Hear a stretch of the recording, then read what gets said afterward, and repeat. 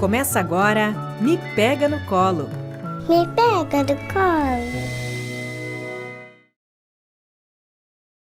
Olá, eu sou a Fra Benedetti. Eu sou a Cris Cruel e esse é o Me Pega no Colo, o podcast do Mestrado Profissional Saúde Materno-Infantil da Universidade Franciscana, na Central Técnica Clenilson de Oliveira. O Me Pega no Colo é desenvolvido na rádio Web UFN. Hoje nós vamos falar sobre religião e família. Então, passa o seu café, aqueça a água do chimarrão, porque para o nosso bate-papo de hoje nós temos um especialista na área, que é o nosso querido Alan Carrion. Seja bem-vindo, Alan. Olá, Cris, a Fran. Diferente agora, né? Acostumado a ver lá do aquário, né? É uma felicidade estar aqui com vocês e poder contribuir um pouco para esse podcast tão especial aí para nossa rádio UFN. É, em outra posição agora, Alan. Diferente. Que coisa boa. A esposa já veio aqui da entrevista uma vez, estava na hora do esposo também. Eu concordo. Ainda mais, né, Alan, que tu és uma pessoa, um nome muito importante nesse tema, assim, né? Sobre religião, sobre família. O Alan, então, é jornalista de profissão, também é catequista e influenciador digital no nicho católico. E é uma pessoa bastante influente, né? A gente usa aqui a palavra influenciador porque realmente tem muita influência. Um dos motivos pelos quais o Alan está aqui hoje conosco é um vídeo, é a repercussão de um vídeo que foi gravado alguns dias antes da Páscoa. E o tema do vídeo era sobre a presença de crianças no ambiente da igreja, ali, durante a missa. E esse vídeo teve uma grande repercussão, com mais de 3 milhões de visualização. Muitos comentários. Então, esse é um dos motivos pelos quais o Alan está aqui, além de ser, cara, uma referência na área, né, sobre esse tema. E muitas pessoas que nos assistem são famílias que têm experiências religiosas intensas, que têm dúvidas sobre como lidar com isso, como incluir a criança, né? Tanto em casa quanto no ambiente comunitário, da igreja, da missa. Então, vamos falar um pouquinho sobre isso hoje, né, Alan? Bora. Bora. E é muito importante essa inserção da criança e a inserção da família junto com ela. Né? Não pode ser algo apartado. Vamos introduzir a criança na religião e não vamos viver a religião. Precisa ser algo que vem dos pais para a criança em conjunto. Porque senão, se eu cobrar da criança algo que eu não faço, que exemplo que ela vai ter? Então, ela vai dizer, vamos para a missa. Aí, na missa, eu fico mexendo no celular. Na missa, eu fico disperso. A criança, ela pega aquilo muito fácil, tu é a referência dela, né? Quando eu e a Tícia, a gente conversa muito sobre educação dos filhos, né? E ela fala de alguns estudos que ela vê, e que durante até os 6, 7 anos da criança, os heróis, né, dos filhos são os pais, né? Para os filhos, os pais não erram, né? Eles começam a ver isso depois da idade da razão. Então, qual é a imagem nesse tempo de super-heróis que eu preciso passar para minha filha, né? Basicamente, é aí. Ainda mais quando se fala da questão da religião, que daí é algo muito mais que eu diria que não é palpável, mas que é transmitido. Mesmo que... Então, se não é palpável, mas é transmitido, ele precisa ser... vir diretamente do exemplo. Precisa então, ser vivido. A gente fala muito lá em casa da educação pelo exemplo. Eu não posso chegar aqui... Principalmente quando se fala de religião. Hoje a gente sabe que religião envolve um tema muito sensível, que é a moral, né? Então, como passar a moral sem ser um falso moralista pro filho? Porque a partir do momento que tu passa a imagem de falso moralista, tu também quebra o código religioso da criança. O código moral da criança abala, ela fica insegura daquilo ali. Então, muitas vezes, o que um professor ou que um coleguinha que já não vive essa questão da religião vai se tornar muito mais palpável para ela do que propriamente a vivência dos pais, porque os pais estão inseguros e não passam verdade naquilo que querem ensinar. Né? Ótimo, Alan. E me conta sobre esse vídeo, que repercutiu muito, né? Que viralizou, que a gente diz assim, mais de 3 milhões de visualizações. O que te motivou a gravar esse vídeo especificamente? Bom, a pergunta que a pessoa me fez foi uma pergunta que, como pai, tocou no meu coração, né? Porque antes eu via essas questões muito mais como apenas mais um membro da igreja que estava ali vendo pais com crianças. Agora é diferente, a pergunta chega diferente para mim, porque agora eu me coloco no lugar daquela mãe, daquele pai que fez a pergunta. Então, ele me perguntava, eu devo levar o meu filho de 2 anos para missa? Porque, às vezes, ele faz bagunça e as pessoas ficam olhando com cara feia. Então, eu comecei a me perguntar várias coisas antes de gravar o vídeo. Né? Como que eu vou responder esse pai? O que eu preciso fazer com que ele se sinta acolhido. Eu preciso fazer com que ele se sinta que ali é o lugar dele. E mesmo estando com o filho, né? Que o lugar do filho também é na igreja. Então, eu comecei o vídeo dizendo assim... eu sei que esse é um tema muito polêmico, mas eu preciso dar uma opinião bem sincera. E aí, eu tenho uma visão de que muitas pessoas hoje, dentro da Igreja Católica, por ser uma religião muito antiga, uma religião com mais de 2.000 anos, em que você sabe que culturalmente, em especial no Brasil, ela é preponderante no sentido de ser passado de família por família. Às vezes, o pai, a mãe, ou, enfim, a comunidade em si, ela já não está ali tanto por conta da religião, mas muito mais por uma continuidade de tradições familiares. Não propriamente pelo mistério que ali se celebra. Então, eu comecei o vídeo dizendo, muita gente está indo para a igreja com as suas caras amarradas, com a sensação de cumprimento de preceito, com a sensação de cumprimento de obrigação ou de um status social, e que não pode ver uma criança fazendo bagunça. E isso, para mim, é muito dolorido. Porque a mim me causa muito mais incômodo, não o choro de uma criança, mas adultos que ficam conversando no meio da missa. E isso acontece muito mais que crianças, né?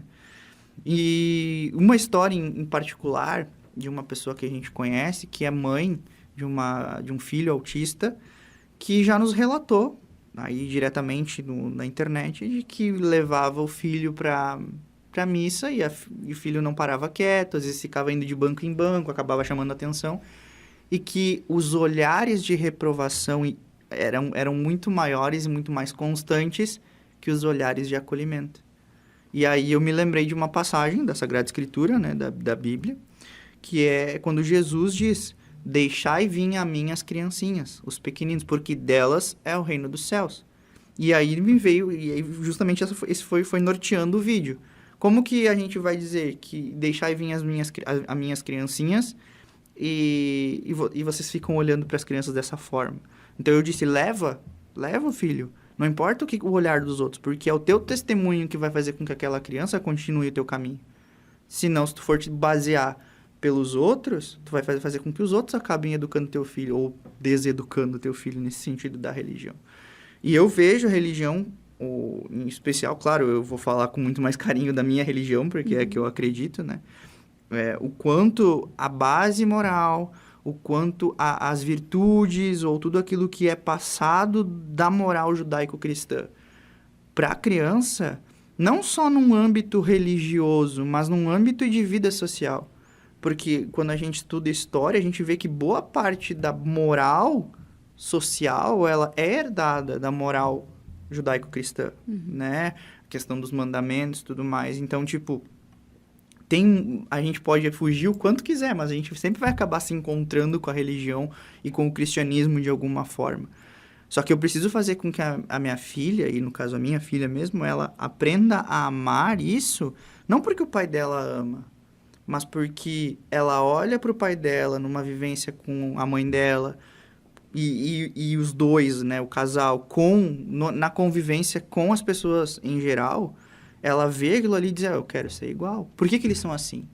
Existe uma encíclica da Igreja Católica chamada Evangelii Nuntiandi, que foi escrita pelo Papa Paulo VI, isso lá por volta dos anos 60. E ele dizia que a maior evangelização, a maior forma de você conquistar as pessoas para a fé cristã é com que as pessoas olhem para você e se perguntem por que ele é assim, por que ele é diferente, por que ele é tão bom com as pessoas, por que ele trata as pessoas bem, por que ele é bem-quisto, por que ele tem um caráter bom, né? Por que as pessoas querem estar perto dele, a quem ele segue. E aí que vem. Então, você não precisa fazer um proselitismo religioso para poder fazer um trabalho de evangelização. Você precisa ser. Você precisa ser. E existe até uma música falada que a gente escuta que eu quero muito mais ser do que ter. Então, eu preciso ser aquilo que eu quero que os outros sejam. Senão, eu vou ser só um falso moralista. E aí, é nessas idas e vindas de pessoas que falam muito e fazem pouco que a própria religião perde força. E Alan, tu falaste, né, bastante agora do exemplo, mas tem, assim, algumas outras formas de se criar uma criança dentro dessa religiosidade?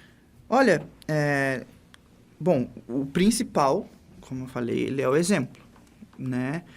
E depois você trabalha muito mais o lúdico.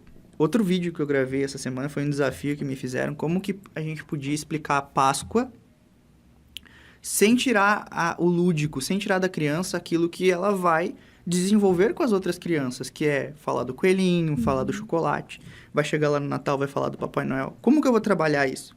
Então, por exemplo, eu gravei um vídeo e eu disse, olha, tá vendo esse ovinho aqui? O ovo, ele é um símbolo de vida, né? O pintinho vem do ovinho, que ali nasce uma vida. Mas aí você explica lá, ó, Jesus, ele não nasceu de um ovinho. Mas Jesus, ele também nos deu a vida. Então, quando a gente dá um ovo para uma pessoa, também a gente está dizendo ali que a gente está, assim como Jesus, dando a vida, lembrando de Jesus. Tanto. E aí depois você pode falar, mas papai, de onde é que veio isso? Como é que começou a trabalhar essa questão? Daí tu pode entrar com uma questão. Sabia que lá na Idade Média, na igreja primitiva, as crianças, elas pegavam ovinhos que simbolizavam justamente isso que o papai te explicou a respeito da vida, e eles pintavam. Então, no domingo, tinha a festa do ovo junto com a Páscoa, que era quando as crianças entregavam esses ovos pintados, né?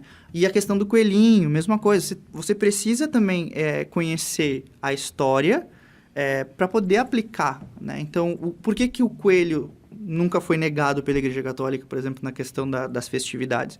Por conta da pata do coelho.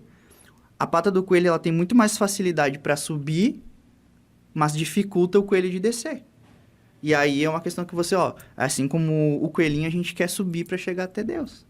E aí e quanto mais a gente sobe, mais dificuldade a gente vai ter para descer. Então a gente tem que estar sempre buscando estar perto.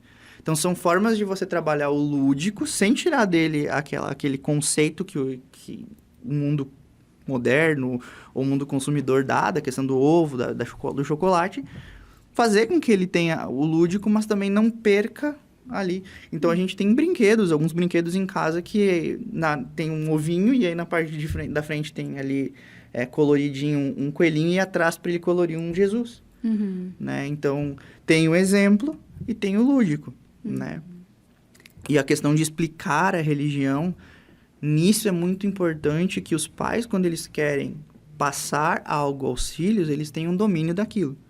E eu costumo falar muito isso no sentido de que hoje, a criança tem o celular basicamente como extensão do braço, se o pai não tiver um cuidado maior, né? E principalmente na adolescência. Então, eu preciso, se eu quero passar algo, existe um santo filósofo da igreja chamado Agostinho, que ele dizia, você só pode amar aquilo que você conhece. Então, como é que eu vou passar para o meu filho algo que eu não conheço? Então, outro ponto importante é você conhecer aquilo que você crê, né? A fé, ela é, sim, crer em algo que você não vê, é uma virtude, mas ela nunca, em nenhum momento da história da humanidade, esteve desassociada do uso da razão, né? Tanto que a igreja, ela se apoia na filosofia. A filosofia, junto com a teologia, ela é o grande expoente da igreja. Por quê? Porque eles fazem com que você tenha uma razão para crer. E eu não posso desassociar a minha razão. Por quê? Porque a fé também é um ato da minha vontade. Então, é dessa forma que eu preciso mostrar para minha família, né? Primeiro, dentro do meu lar, do meu núcleo familiar, para que depois essa criança também saiba conviver, né? Harmoniosamente com com outras crianças que também não vivem não partilham da mesma crença, não partilham dos mesmos valores, mas que mesmo assim ela possa ser um sinal de diferença, não se deixe levar as crenças dos outros, mas que também possa ser um sinal de que, tipo, eu sei conviver, eu sei estar ali, e não necessariamente eu preciso me tornar muçulmano porque o meu coleguinha é muçulmano, não necessariamente eu preciso me tornar ateu porque o pai do meu coleguinha é ateu, não. Mas eu posso conviver com eles como pessoas normais e chamadas a esse convívio, né? Então, eu acho que hoje, na questão da religiosidade, existe uma ideia muito perigosa de alijar a criança do mundo, No sentido, assim, de tipo, ó, nós vamos morar na campanha, porque lá não tem contato com ninguém, e você fica...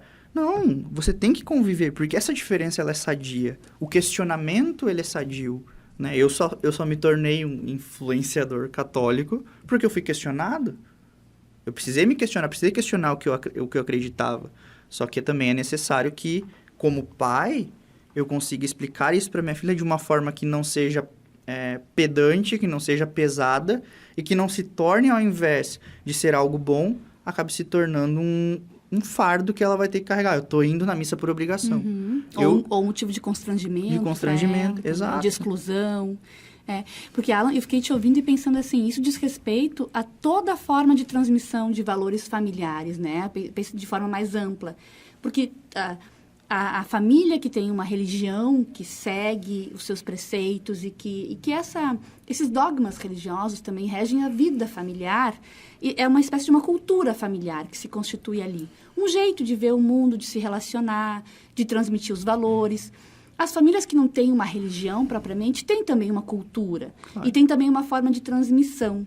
Agora, quando você, enquanto pai e mãe, sente que para transmitir os seus valores pessoais, a cultura que se constitui naquela família, você precisa apartar a criança do convívio social, isso diz de uma certa insegurança, né? Exato. Uma certa insegurança Perfeito. Com relação àquilo que você pretende transmitir. Quer dizer, isso é tão frágil que eu não posso expor a minha criança a outras formas de pensar e agir, porque senão ela pode mudar de ideia. Exatamente. Então é frágil, né? É algo frágil, e é por isso que a gente retoma lá no que Agostinho fala. Para conhecer, para amar, eu preciso conhecer. Então, se eu conseguir fazer que nos primeiros 5, 6 anos da minha filha, ela ame Jesus tanto igual ou mais que eu, bom, dei o primeiro passo. E aí não vai ser qualquer voz que vai tirar ela dali. Então, eu não tenho que ter preocupação. Claro, a preocupação como todo pai e mãe tem. Criança, com cuidado. Né? E aí depois entra todas as questões que vocês já falaram em diversos podcasts sobre telas, sobre outras coisas, que isso faz parte, né? Então, o controle parental daquilo que a criança vai receber durante esse tempo, ele é fundamental. Eu vou ser bem sincero, eu não vejo a minha filha com 7, 8 anos assistindo Felipe Castanhari e Felipe Neto. Não é algo que eu quero para minha filha. Entende? Né? Então, como é que eu vou fazer isso? É proibindo? Não. Eu vou fazer com que ela tenha outros subterfúgios, digamos assim. Né? Você vai escolhendo, vai selecionando como filtro. Eu prefiro... Eu não sei o quanto era antigamente, mas eu fui criado eu fui criado nesse meio termo da tecnologia. Né? Quando eu era uma criança, estava surgindo os primeiros celulares, Nokia 1220, 1100. Então, não tinha tanto essa questão do jogo, da rede social. Então, há muita coisa boa nessa internet de hoje, mas tem muito perigo. Talvez, e para uma criança, talvez tenha mais perigos do que propriamente coisas positivas, sabe? Então, eu quero ver se eu consigo fazer com que a Tereza, ela não use tanta tela, né? Até chegar ali na idade da razão, né? Para que ela saiba conviver com outras crianças de maneira palpável, sabe? De correr, de brincar de pega-pega, de esconde-esconde. Eu não sei se as crianças vão querer. Talvez seja algo muito antigo. Mas é um desejo que eu tenho, né? E por isso, né, Tice, se estiver me ouvindo, vamos fazer bastante filha aí pra fazer a Tereza brincar bastante. Tem os irmãos, Alan, e tu estava falando, né, da Tereza? Que tá com 1 ano e 3, tu disseste, 1 ano e 3. Né? 1 ano e 3. Como é que vocês vivenciam essa religiosidade com ela? Olha, é claro, tipo, eu não vou chegar aqui e fazer um testemunho da nossa vida, mas a própria concepção da Tereza, ela já é algo muito religioso. Não no sentido de que, tipo, nós concebemos a Tereza numa missa, não.